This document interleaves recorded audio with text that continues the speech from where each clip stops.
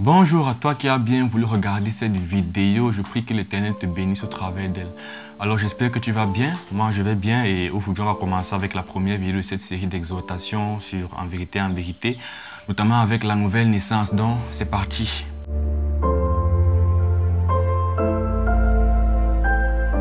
Donc je vais donc lire une série de textes avec des commentaires et on va essayer d'avoir une meilleure compréhension sur la nouvelle naissance.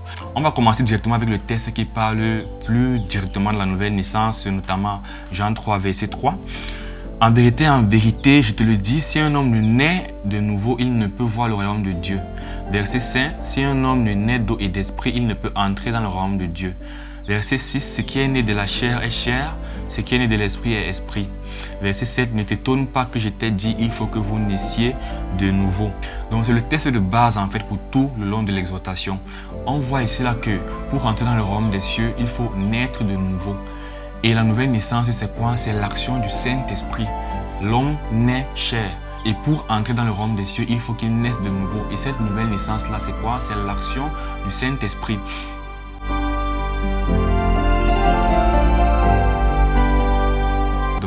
Naître de nouveau donc signifie quoi? Naître de nouveau signifie devenir enfant de Dieu. Je vais expliquer quelque chose ici par rapport à la foi et par rapport à la chrétienté. Parce que pour devenir enfant de Dieu, il faut avoir la foi, il faut croire en Jésus. Maintenant, le mot chrétien signifie littéralement celui qui croit en Christ. Celui qui croit en Christ. Voilà. Mais ce qu'il faut comprendre, c'est que chrétien ne veut pas forcément dire enfant de Dieu. Je vais l'expliquer. Celui qui est chrétien, c'est celui qui croit en Christ, tout simplement, ou bien celui qui dit qu'il croit en Christ. Donc, si quelqu'un se trompe au niveau de sa foi, il peut dire qu'il est chrétien, qu'il croit en Jésus-Christ, mais en fait, il n'est pas devenu enfant de Dieu. Parce que pour devenir enfant de Dieu, il faut que la foi fasse descendre sur nous le Saint-Esprit et que ça nous recrée, ça nous fait devenir enfant de Dieu. Donc, être chrétien ne veut pas forcément dire être enfant de Dieu. Je vais davantage l'expliquer plus loin. Mais j'aimerais déjà dire d'emblée, c'est que moi, personnellement, je pense que dans le monde, aujourd'hui, il y a beaucoup de chrétiens, mais il y a très peu d'enfants de Dieu. D'ailleurs, dans tout mon entourage, que ce soit à l'école, à la maison, à l'église, je pense connaître, basé sur ce que j'ai vu, je pense connaître en tout environ 10 enfants de Dieu, vraiment. Mais le reste, ce sont juste des chrétiens. Donc, toi qui regardes cette vidéo, si tu es dans mon entourage, il est très peu probable que tu sois, d'après moi, un enfant de Dieu. Mais en fait, ce que je pense n'est pas important. On est d'accord que ce que moi je pense n'est pas important. Ce qui est important, c'est ce que Dieu pense de toi. Je peux me tromper. Moi, je pense par rapport à ce que j'ai observé. Et si tu penses que tu es chrétien, enfant de Dieu, tu devrais te soucier de ce que Dieu est d'accord avec toi. Parce que Dieu, lui, par contre, il connaît qui sont vraiment ses enfants. Et Jean 10 dit au verset 2, « Mais celui qui entre par la porte est le berger des brebis. » Berger des brebis, ici il s'agit de Jésus-Christ. Verset 3, il appelle par leur nom les brebis qui lui appartiennent et il les conduit dehors. Donc on est d'accord sur quelque chose, c'est que Dieu lui-même, il sait ceux qui lui appartiennent. Mais moi j'insiste pour dire que moi je pense que très peu de personnes sont des enfants de Dieu. On va donc essayer d'ajouter à ce que moi je pense, ce que la parole dit, pour voir s'il faut davantage considérer ce que je pense. Matthieu 7, verset 21 dit, « Ceux qui me disent Seigneur, Seigneur, c'est Jésus qui parle, n'entreront pas tous dans le royaume des cieux, mais celui-là seul qui fait la volonté de mon Père qui est dans les cieux. » Ici, le Seigneur Jésus dit que ceux qui disent Seigneur, Seigneur, on doit comprendre ici que celui qui dit Seigneur à Jésus-Christ reconnaît que Christ est Seigneur. Ça veut dire qu'il croit en Christ, ça veut dire qu'il est chrétien. Mais le Seigneur Jésus est en train de dire ici que tous ceux qui disent qu'ils croient en lui ne vont pas forcément entrer au royaume des cieux. Or, on a vu que les enfants de Dieu vont entrer au royaume des cieux. Donc, Jésus est en train de dire ici là que les chrétiens ne vont pas tous entrer dans le royaume des cieux. Donc, tous ceux qui sont chrétiens ne sont pas les enfants de Dieu. On va lire un second texte. Matthieu 7, verset 13 dit, « Large est la porte, spacieux est le chemin qui mène à la perdition, et il y en a beaucoup qui entrent par là. » Matthieu 7 dit donc que la majorité marche vers la perdition. La majorité est perdue. Donc, si on prend ce que je pense, d'après ce que j'ai observé, on ajoute à ça le test de Christ qui dit que la majorité des chrétiens ne vont pas au royaume des cieux et le test de Jésus qui dit que la majorité des hommes vont en enfer. Je pense qu'on peut davantage penser que très peu de personnes sont réellement nées de nouveau. Très peu de personnes vont aller au royaume des cieux. Pourquoi donc peu sont nés de nouveau? Ici, on va donc parler de la nouvelle naissance un peu plus et de la foi, parce que c'est vraiment la foi qui est l'élément fondamental, essentiel, en plus du Saint-Esprit, de l'action du Saint-Esprit.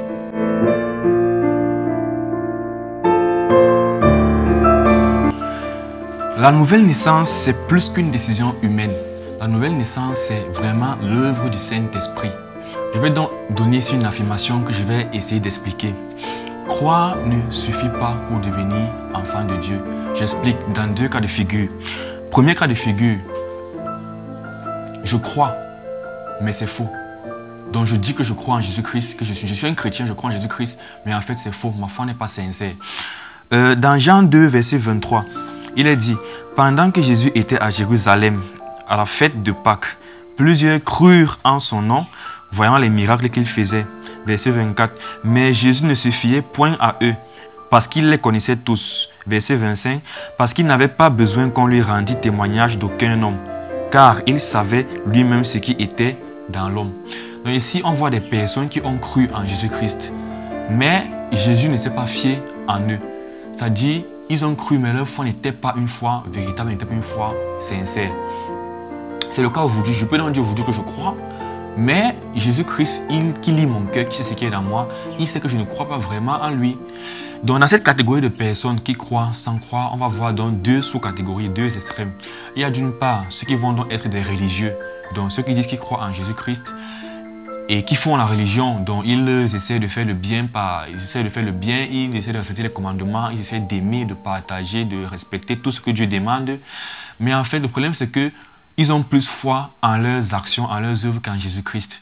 Donc Jésus-Christ ici n'est pas celui en qui est mis leur foi, est mis l'espérance de leur salut. L'autre extrême, c'est ceux qui vont croire, mais juste pour leurs intérêts. Donc ils disent qu'ils croient en Jésus-Christ, mais en fait, ils recherchent, ils viennent juste à Christ parce qu'ils pensent qu'ils auront les bénédictions dans ce monde ici, dans cette vie sur terre.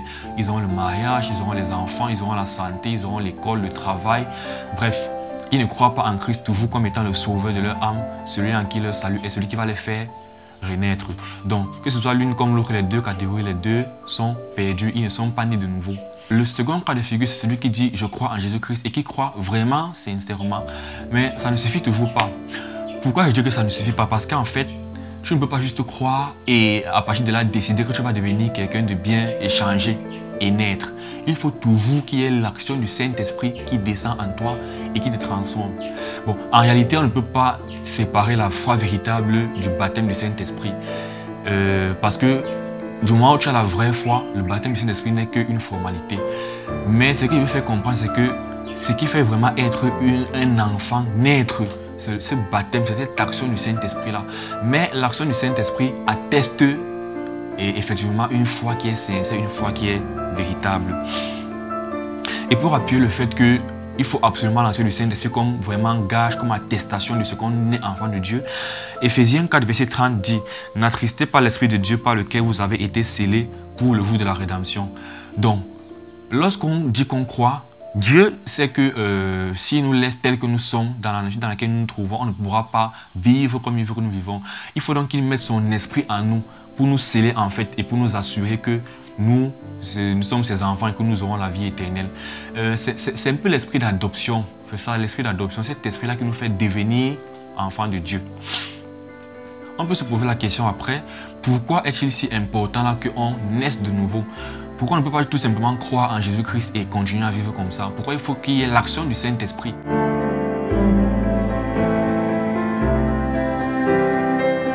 Parce que c'est la seule chose qui résout vraiment le problème.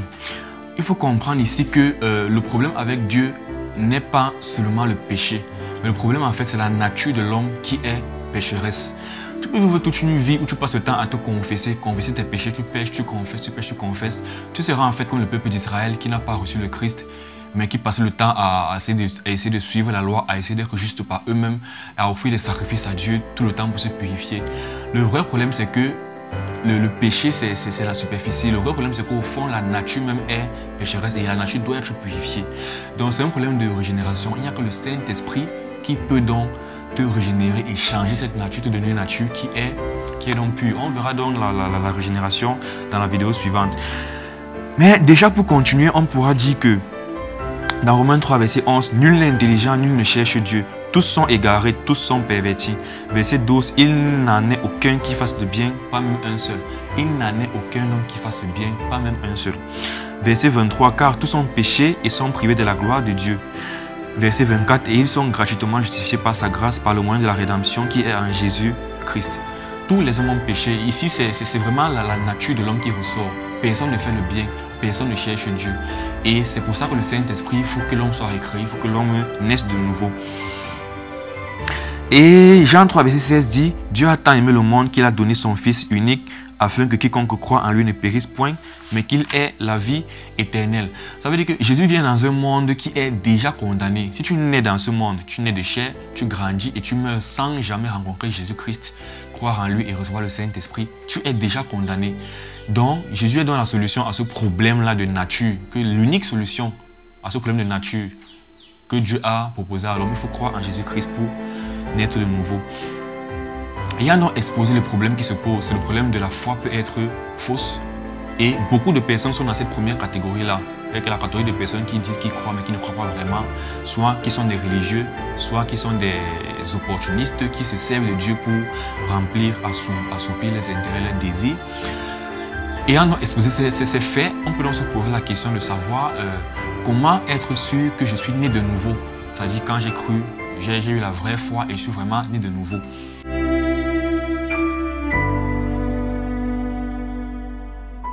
Pour cela, on va examiner 3 tests. Et les 3 tests doivent être réussis. Si on réussit un seul des 3 tests, on n'est pas né de nouveau. Si on réussit 2 sur 3, on n'est pas né de nouveau. On doit réussir 3 sur 3. Premier test, le test de la raison ou de la logique. La parole de Dieu dit, celui qui croit en Jésus-Christ a la vie éternelle. Donc moi, je me dis, si je crois en Jésus-Christ, logiquement, j'ai la vie éternelle parce que c'est une proposition et sa conséquence. C'est la logique, le premier test. Donc, première question, est-ce que tu crois en Jésus-Christ? Deuxième test, le test subjectif du Saint-Esprit. Romains 8, verset 16 dit, « L'Esprit lui-même rend témoignage à notre esprit que nous sommes enfants de Dieu. » Et c'est la suite logique au premier test parce que si tu as eu une foi sincère en Christ, tu vas recevoir le Saint-Esprit et le Saint-Esprit va témoigner dans ton cœur que tu es enfant de Dieu. Ce n'est pas un truc qui passe inaperçu, quelque chose se passe, tu le ressens vraiment. Et lorsqu'on sait que le Saint-Esprit témoigne des choses qu'il a entendues au ciel, on va comprendre cela qu'en fait c'est Christ lui-même qui te certifie que ta foi, il agrée, il croit vraiment que tu as cru en lui, bref que c'est une vraie foi. Moi personnellement, j'ai vécu cela. Je sais qu'avant janvier 2014, j'étais perdu. Je sais que c'est après janvier 2014 que j'ai vraiment, que le Christ s'est révélé en moi. J'ai cru en lui. Et vraiment, le Dieu est entré en moi et j'ai su que quelque chose s'est passé. J'ai su que j'étais devenu enfant de Dieu. Je suis né dans une famille chrétienne depuis que j'étais petit. J'ai commencé par le culte d'enfants, puis le culte des grands. Je n'étais pas quelqu'un de si mauvais que ça. J'étais plus dans la catégorie des religieux en fait. Donc ceux qui essaient d'être bons par les actes, les œuvres qu'ils posent. Mais le Seigneur m'a sauvé et voilà, j'ai cru, j'ai vraiment reçu ce témoignage de ce que je suis devenu enfant de Dieu. Quelque chose s'est passé, ma vie a vraiment changé. Donc c'est le second test par contre, c'est un truc qui est subjectif, ça se passe dans ton cœur. Le troisième test par contre, c'est le test objectif des fruits du Saint-Esprit. Parce que si le Saint-Esprit en toi te révélant que tu es enfant de Dieu, c'est un truc de subjectif. Par contre, les manifestations du Saint-Esprit dans ta vie, c'est quelque chose d'objectif, c'est-à-dire tout le monde peut voir et apprécier que voilà, tu produis ça. Galates 5, verset 22 dit, « Mais le fruit de l'esprit, c'est l'amour, la joie, la paix, la patience, la bonté, la bénignité, la fidélité, la douceur, la tempérance. » Celui qui reçoit l'Esprit de Dieu en lui, ça ne passe vraiment pas inaperçu, que ce soit dans son cœur, que ce soit autour de lui. Il y a une transformation qui se fait. Et la personne commence à produire toutes ces choses-là. L'amour qui vient d'un cœur sincère, la patience d'un cœur sincère, la bonté qui vient d'un cœur sincère. Il a une attitude de vie vraiment différente. Il va commencer à aimer la piété parce que c'est dans la prière, dans la piété, dans la louange, la recherche du Seigneur qu'on cultive ces fruits-là. Comment vous expliquez donc que quelqu'un dise qu'il soit enfant de Dieu qui disent qu'il a rempli ces 3 tests-ci et sa vie ressemble à la vie des hommes dans le monde. Il regarde les musiques que le monde regarde avec tout ce qu'il y a dedans comme impudicité. Il regarde les films que le monde regarde avec tout ce qu'il y a dedans comme violence, comme sexualité. Il participe aux activités que le monde participe et son cœur se plaît vraiment à ça, c'est-à-dire des choses qui sont vraiment contraires à la nature, à l'esprit. Il se plaît vraiment à ça, il vit tout le temps dans ça. 3, 4, 5, 10 ans dans ça, il n'y a pas de progression, l'esprit ne travaille pas en lui, ces fruits-là ne grandissent pas en lui. Il vit vraiment comme tout le monde et il dit qu'il est enfant de Dieu, il dit qu'il est né de nouveau. C'est tout simplement la séduction, c'est la tromperie. Il y a le monde qui vend aujourd'hui une fausse image de la vie chrétienne. Il est séduit par le monde ou alors il est séduit par son propre cœur. Il pense qu'il a cru, mais il n'a pas cru. Ce qu'on a donc fait, c'est s'examiner par rapport à ces 3 tests ici, voir le standard d'un enfant de Dieu. Est-ce que ta vie respecte ces différents tests? Est-ce que ta vie réussit ces différents tests? Moi maintenant, à toi qui regardes ces vidéos, je te pose la question, est-ce que tu es né de nouveau? Si tu penses vraiment que tu es né de nouveau, je vais te poser la question encore, c'était quand? Ou bien c'est depuis quand? Et c'était dans quelles circonstances? Parce que la nouvelle naissance ne passe vraiment pas inaperçue. Dieu ne passe pas, n'entre pas dans ta vie et c'est inaperçu. Non, il y a un changement qui se fait vraiment. Il doit y avoir un avant et un après.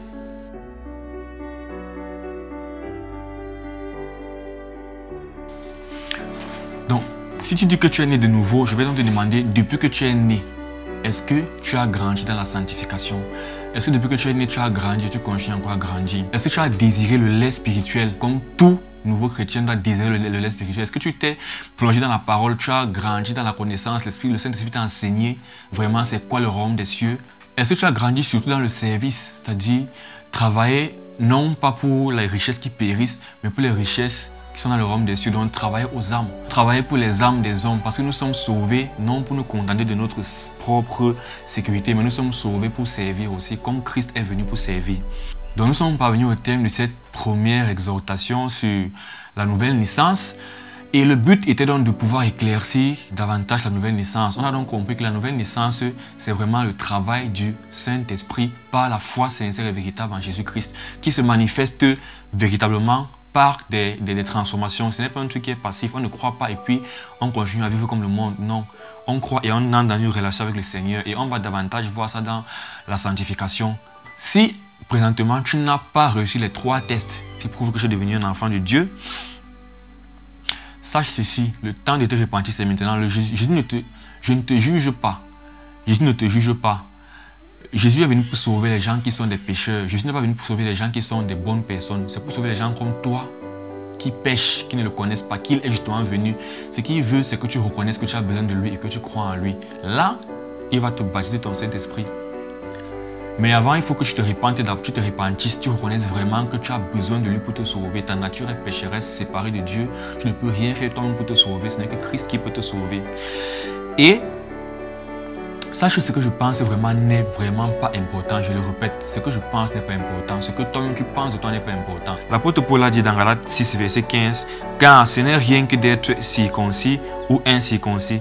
Ce qui est quelque chose, c'est d'être une nouvelle créature. Tout ce qui importe, c'est d'avoir laissé la nature pécheresse pour avoir revêtu la nature divine, la nature pure. Et ce n'est que la puissance du Saint-Esprit qui rend cela possible, en nous faisant naître de nouveau, devenir des enfants de Dieu. Je te supplie vraiment de ne pas regarder cette vidéo et ces vidéos, c'est comme juste une source de distraction pour passer un peu de temps, mais de regarder ça comme une rencontre avec toi-même. Arrête-toi et examine-toi vraiment par rapport à tout ce qui a été dit. Et c'est vraiment la base, la nouvelle naissance. Ça ne sert à rien de commencer à comprendre la sanctification, la déception et tout ça, si tu n'es pas encore né, devenir d'abord enfant de Dieu. Parce que le travail dans la croissance se fait quand on est d'abord né. Si on n'est même pas devenu enfant de Dieu, vraiment, la suite ne nous concerne pas. Prie, demande au Seigneur Jésus si tout ce que je dis, tout ce que sa parole dit est une réalité dans ta vie. Demande-le sincèrement et je pense que le Seigneur, c'est ça qu'il attend. Il va te répondre, il va se révéler à toi. Voilà, j'espère que tu as été très édifié et que le Seigneur va utiliser ce que tu as entendu dans cette vidéo pour travailler davantage dans ton cœur. Dans la prochaine vidéo, on verra donc la justification et la régénération. D'ici là, je te prie de bien te porter, de veiller à ton cœur, veiller à ton âme, de chercher le Seigneur et voilà, au revoir.